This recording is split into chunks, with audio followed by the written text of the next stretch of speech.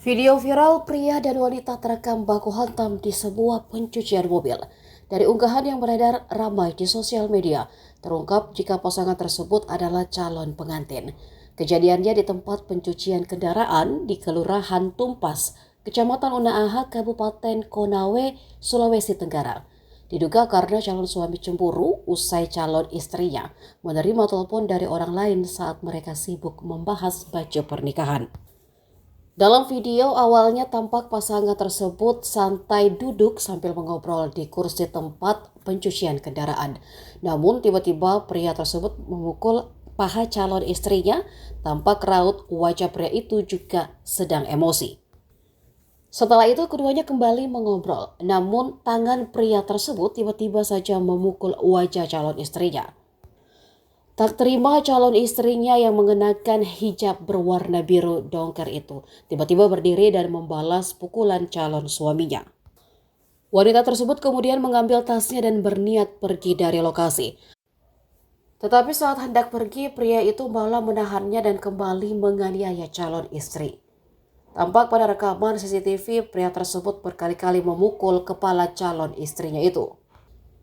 Si pria juga mendorong hingga wanita tersebut tersungkur. Di situ ia masih tetap ditendang oleh calon suaminya.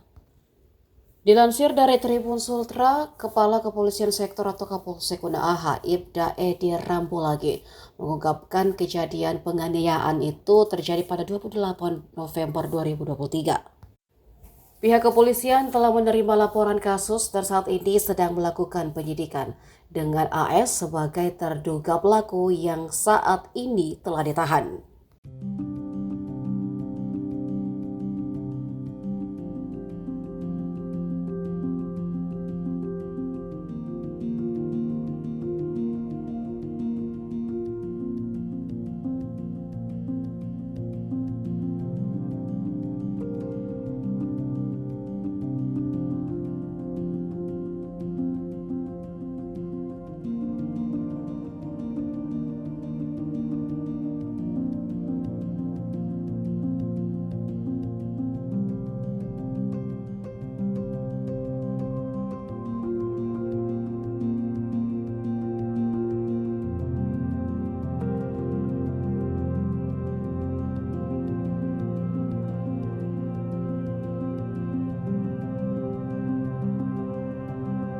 Download Tribun X sekarang, menghadirkan lokal menjadi Indonesia.